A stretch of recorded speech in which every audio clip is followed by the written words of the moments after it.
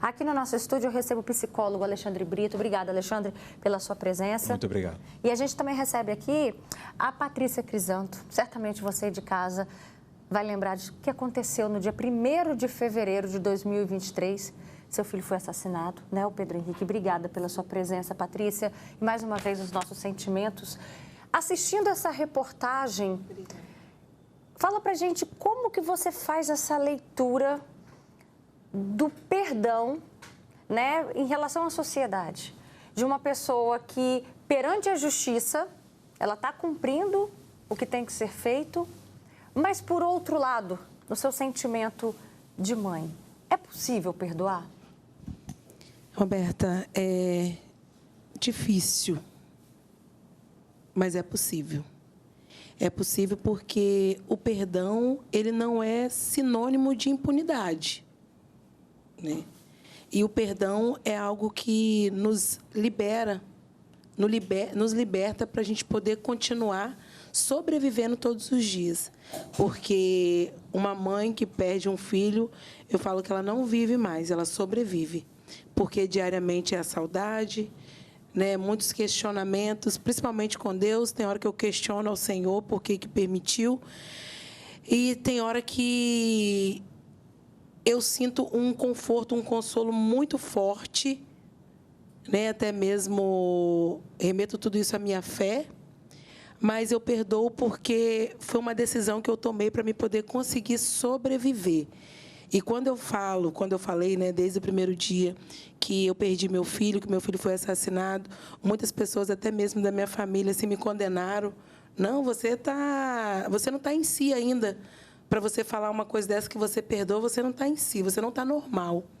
E eu falava, e até hoje eu falo, sim, eu estou normal. Eu decidi perdoar porque eu sei que eu guardar essa mágoa, esse rancor, vai me impedir de eu continuar sobrevivendo e criar meu outro filho. Mas é uma decisão muito difícil, mas eu sinto que é libertador. E, recentemente, eu ouvi uma senhorinha falando, né, que quando a gente não perdoa... Oh, meu filho lindo. Quando a gente não perdoa, gera em nós uma mágoa, que podemos dizer que é uma má água que a gente bebe, que nos faz mal a nós mesmos. Não faz mal a quem nos prejudicou de uma certa forma, igual esse assassino que tirou a vida do meu filho, tirou um pedaço de mim. Nunca mais a minha família foi nem será a mesma. Se você visse, se você esbarrasse com o assassino do seu filho na rua, igual a gente viu ali esses registros, né, do casal Nardoni, qual seria a sua reação? Minha reação, primeiramente, seria dizer a ele que ele precisa, sim, de fato, conhecer de verdade o Deus que eu sirvo e que a justiça será feita como está sendo, para que ele não possa fazer outras famílias sofrer o que eu sofro diariamente. Não desejo que, popularmente dizendo, doutor Alexandre, que ele pague com a mesma moeda, porque jamais eu desejaria para a mãe dele, se ele tiver, que ela sofra o que eu sofro todos os dias. Todos os dias. Alexandre, pela fala da Patrícia, dá para sentir que ela alcançou o que muitas pessoas têm dificuldade, que é chegar, né, nesse sentimento de liberar o perdão. Por que é tão difícil? O perdão, só para a gente começar falando um pouco sobre ele também, o perdão, ele de alguma forma significa per, que significa por completo, a palavra per é por completo, esse prefixo, e doar. Então, é conseguir se doar de alguma forma, ou conseguir dar, oferecer algo por completo. Em que sentido por completo, pessoal? No sentido de não ter ressentimento. Então, você conseguir, de fato, fazer essa entrega, essa oferta, vamos dizer assim, para o outro. Mas não é para qualquer outro. É para o outro que machucou. É para o outro que fez uma ferida que não vai curar completamente nunca. É para o outro que, de alguma forma, tirou aquele pedaço de vida. É para o outro que te deixa em luto. Então, por isso que é tão difícil. Então, quando você perdoa, você tenta, de alguma forma, se libertar e se libertar justamente dos piores sentimentos que você pode ter em relação ao outro, para que você não se torne esse outro que te fez mal. Então, perdoar é nesse sentido. Na filosofia, quando a gente fala em perdão, existem várias formas de perdão. Existe, por exemplo, eu perdoar alguém que me pede perdão, eu perdoar alguém que não me pede perdão e eu perdoar o imperdoável. Eu perdoar aquilo que pode ser considerado imperdoável. Então, isso faz com que, por exemplo, esse perdão do considerado imperdoável, em geral, socialmente falando, que as pessoas muitas vezes condenam e não perdoam, é como se fosse o perdão por excelência. É o verdadeiro perdão, né? E, em geral, a dificuldade de perdoar, sabe qual é, Roberta? São os outros. Então, a sociedade, a família e o outro, que condena de um jeito que não abre mão de qualquer outro tipo de resposta que seja olho por olho, dente por dente, não aceita que você perdoe e vai te fazer essa cobrança. Então, quem tem que perdoar... a família da Patrícia fez isso com ela, né? Ela falou assim, nossa, mas como é que você conseguiu? E quem tem que perdoar, a sociedade faz isso. Isso, quem tem que perdoar é ela, não é a família dela. Quem tem que perdoar é você, não são os outros. Olha só, vamos convidar também a Manu para participar com a gente. Escuta só a história dela. Ela já participou aqui em outros momentos com a gente no Fala Espírito Santo, né? A Manu, o filho dela, também foi assassinado. E como é que você lida hoje com esse sentimento, né? Porque ele foi preso, o assassino do seu filho. Você conseguiu chegar a atingir esse sentimento do perdão, Manu? Boa tarde. Boa tarde, Roberta. Sim, como a Patrícia falou muito bem dito, eu tive a oportunidade, né, de dar um abraço na Patrícia, de nós conversarmos. Perder um filho, eu acho que é a pior dor que qualquer mãe possa pensar e gera, sim, um sentimento de ódio, de revolta. Mas, assim, eu decidi, depois de um tempo, apesar de muito questionamento, e o que a Patrícia falou é a pura verdade, não é fácil, eu decidi entregar nas mãos de Deus. E nesse tempo todo, tem 2 anos e 8 meses que meu filho faleceu, eu pedia muito a Deus para tentar entender aquilo que a Patrícia falou, tudo o que aconteceu. E eu tive a oportunidade, numa audiência de instrução dos assassinos do meu filho, de olhar no olho deles e falar com eles que eu perdoava eles. E no dia eu conversei com o juiz me liberou, e eu falei com eles que eu liberava o perdão para eles não porque é fácil, não porque eu não quero justiça. A justiça, sim, precisa de ser feita, é o que a Patrícia falou. Não é que a gente perdoa porque a gente quer impunidade, não. A justiça precisa de acontecer. Mas eu liberei esse perdão para eles porque eu preciso de me libertar. E eu entendi, Roberta, tipo assim, com a minha crença, né, que Cristo me ensinou dessa maneira, que se hoje eu perdoo, não tira a minha dor. Eu falei com eles que eles arrancaram, eles mutilaram, exatamente como a Patrícia falou, um pedaço meu. E todos os dias eu acordo e me vejo sem esse pedaço. Mas todos os dias eu peço a Deus graça, que o Senhor me ajude a liberar esse perdão todos os dias, porque é uma escolha que a gente faz e não é fácil, né? Mas eu entendi que liberar o perdão para eles não alivia a minha dor, mas abre um espaço, Roberta, gigantesco para a minha cura. Então, assim, eu decidi liberar isso para eles porque eu preciso de ser curada. Como a Patrícia falou, eu tenho um filho também de 10 anos e eu preciso de cuidar do meu filho, né? E saber que todos os dias você acorda e sabe que seu filho foi arrancado de você de forma covarde, de forma inocente, dói. Dói muito, não é fácil, mas é libertador. Realmente, a gente se liberta de algo que nem a gente mesmo entende. Então, agora, assim, é interessante, Manu, que o Alexandre falou sobre isso, né? Você liberar o perdão para quem talvez nem tenha te pedido o perdão. Mas o perdão, esse sentimento vem de dentro de você, né? Sim, sim. No dia, eles não falaram uma palavra comigo. Mas eu fiz questão de falar para eles, eu libero o perdão para vocês, não porque é fácil, porque eu sou boa, ou por isso ou por aquilo, porque eu preciso de viver. E assim, é libertador mesmo. Não é fácil mesmo, mas é muito libertador, sabe? Entender que quando você libera o perdão, você abre espaço para ser curada, entendeu? De todos esses traumas. Deixa eu voltar aqui no estúdio com a Patrícia. Já já a gente retoma aí com você também, Manu. Que eu tô vendo aqui, enquanto você vai falando, não tem como não se emocionar, né, Patrícia? Não. É mãe, viveu tudo isso, a gente não consegue nem...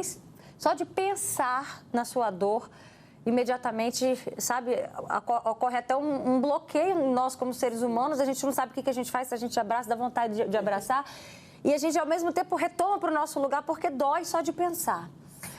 Patrícia, esse sentimento do perdão, ele veio em que momento? Ele demorou a vir, foi de imediato, como é que foi? Foi de imediato. Foi de imediato porque, assim, eu sempre criei os meus filhos, né, ensinando a eles a oração do Pai Nosso, e principalmente na parte onde diz perdoai as nossas ofensas, assim como nós perdoamos a quem nos tem ofendido. E eu sempre falei e falo até hoje, é uma condição que a gente dá a Deus. E na oração, né, universal que o Pai nos deixou, ela não especifica o tamanho do que aconteceu para que a gente dê essa condição de perdoar para sermos perdoados. Mas eu sempre procuro exercitar diariamente esse perdão verdadeiro, genuíno, principalmente quando a saudade aperta de uma forma que me dá um desespero. Um desespero de eu poder entender que o meu filho não está ali e, assim, pela intolerância, sem motivo, a gente poder perder o filho, igual foi o caso, né, da Manu. Graças a Deus, ela teve a oportunidade de vir me dar um abraço também, assim como quando eu perdi meu filho. E isso eu tenho feito também com outras mães, né? Buscado ir até elas, abraçar e tentar consolar e direcionar nesse sentido do perdão. Porque recentemente eu fiz, né, uma publicação nas minhas redes e eu recebi muito retorno das pessoas. Teve uma pessoa que falou assim, eu não perdoo o meu marido porque ele me traiu. Falei, tá, você não perdoa o seu esposo porque ele te traiu. E eu que perdoei quem tirou um pedaço de mim. Quem tirou o meu filho que eu criei com tanto amor, com tanto zelo, com tanto cuidado, minha família com tanta dedicação.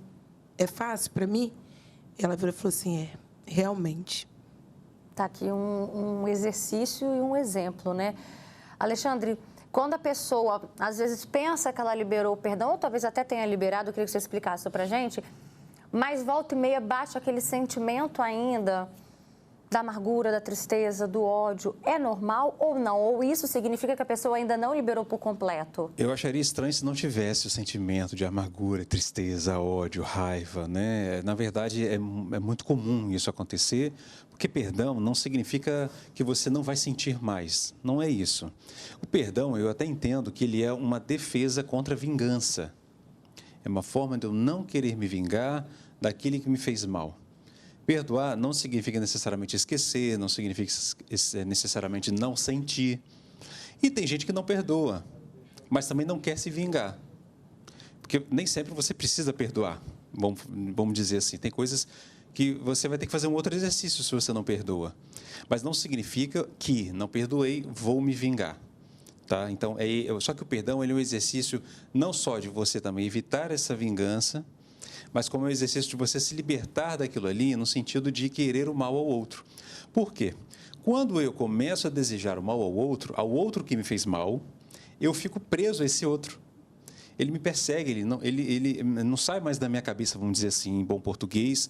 Aquilo ali me consome, aquilo ali vai me... Então, você vai ter que trabalhar, por exemplo, o luto e também ter que trabalhar toda essa questão da vingança.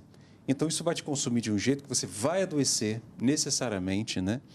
E isso vai te fazer muito mal e vai te trazer uma série de consequências. Então, o perdão ele tem uma espécie de equilíbrio, vamos dizer assim, psicológico, social, para que a gente consiga, de algum modo, não ser simplesmente pessoas que saem por aí se vingando uma das outras, no olho por olho, dente por dente. E qual é a dica, Alexandre? A gente já está chegando ao fim da nossa entrevista.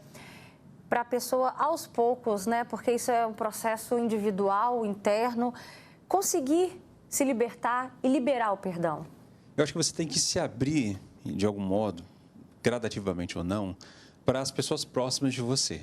Eu acho que essa rede de apoio, ela vai te fazer que você se sinta segura ou seguro nessa situação. O primeiro ponto que eu vejo é, você não precisa estar sozinho nisso, porque na solidão, nesse tipo de solidão, diante de uma situação que você tem uma violação, uma violência, você vai começar a ter os piores sentimentos mesmo. E ter alguém próximo pode contribuir demais.